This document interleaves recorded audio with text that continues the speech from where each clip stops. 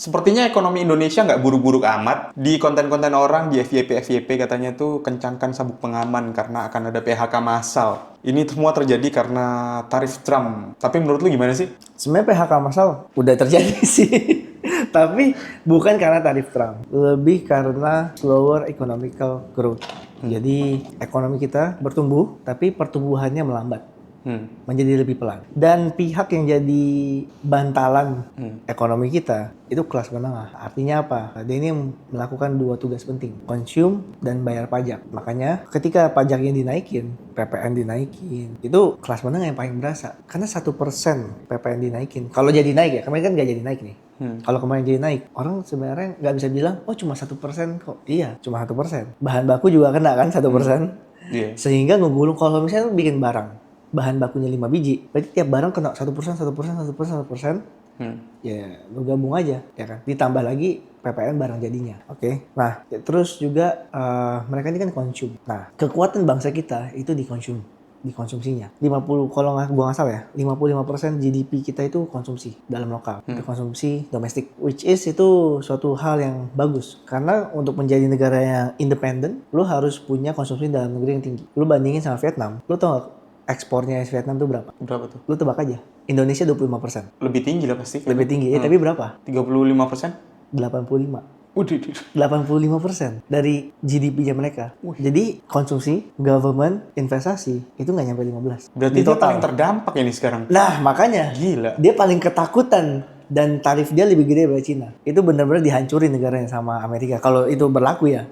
Sekarang lagi ditunda nih. Iya, 90 hari ke depan. 90 hari ke depan ada nafas lah untuk nego ya kan.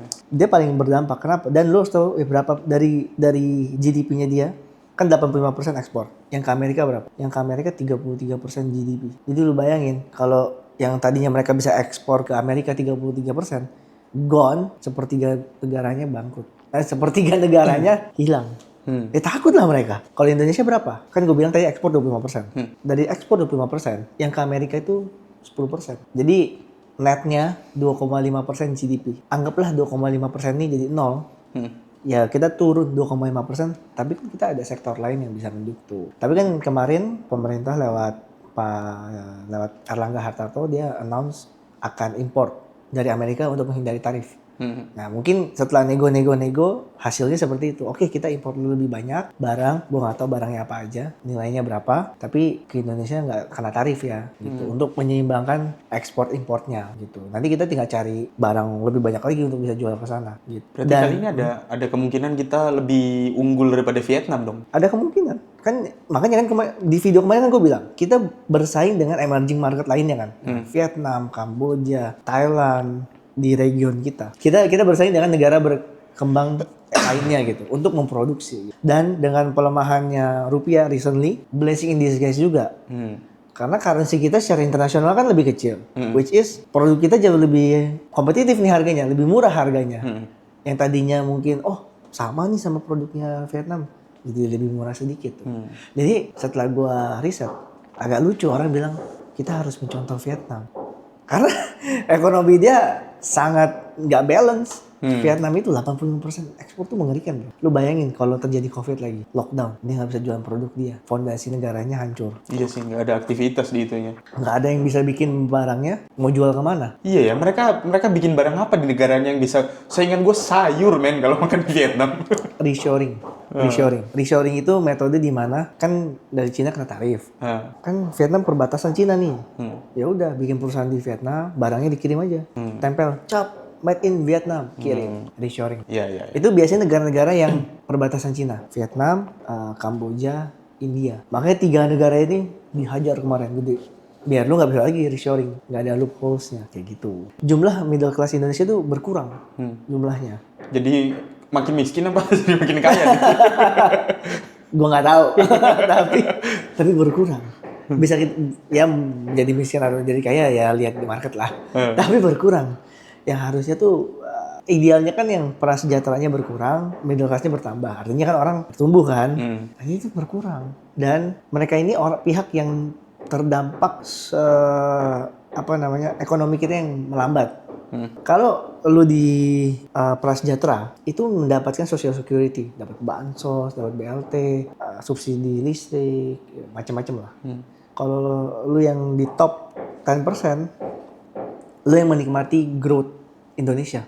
Lu yang menikmati net growth 4% per tahunnya. Karena lu pemilik bisnis, ya kan, pekerja kelas atas dan lain sebagainya. Nah, yang middle class ini yang kegencet, pajaknya ikutan naik, social security nggak dapat, ya, apa yang mereka dapat? LRT, MRT aja, gitu. Jadi memang kelas menengah ini kerjaannya, dan ini adalah satu-satunya segmen yang boleh protes ke pemerintah karena hidup mereka lebih susah dibanding. Terombang-ambing. Nah itu dia, udahnya pengeluaran bertambah, social security nggak dapat pula, gitu loh. Nah, jadi mereka kalau marah-marah di Twitter, lu maklum bro, mungkin mereka kelas menengah dan memang tugasnya marah-marah. Ini gue mau mengutip Pak Dede ya, Pak Chatib Basri. Menurut gue ini bagus banget tentang kelas menengah. Jadi dulu dia pas dia SD, dia itu kan nunggu bis ke sekolah. Bisnya aja ada aja, udah bagus. Terus dia makin bertumbuh, bisnya sering lewat. Tapi ini kan kelas menengah yang naik bis kan. Jadi orang-orang tuh mulai nggak puas dengan bis yang ada aja. Maunya bis ada AC-nya. Terus setelah bis ada AC-nya masih nggak puas juga, maunya ada haltenya dan seterusnya dan seterusnya. Nah makanya tugas pemerintah itu memang mengimprove hal yang diprotesin sama kelas menengah. Ya karena mereka yang ya dapat social security berkurang dan sebagainya. Jadi, Ini pendekatan penjelasan yang menarik ya ya sebenarnya. makanya kan gue kayak tapi ini perumpamaannya Pak Dede. Jadi itu bukan ininya gue. Gue yang mengutip dan sorry kalau nggak tepat banget gitu. Iya, tapi bahasanya terlalu diplomatis, guys. Kaum prasejahtera itu maksudnya, cari dulu aja, maksudnya itu miskin.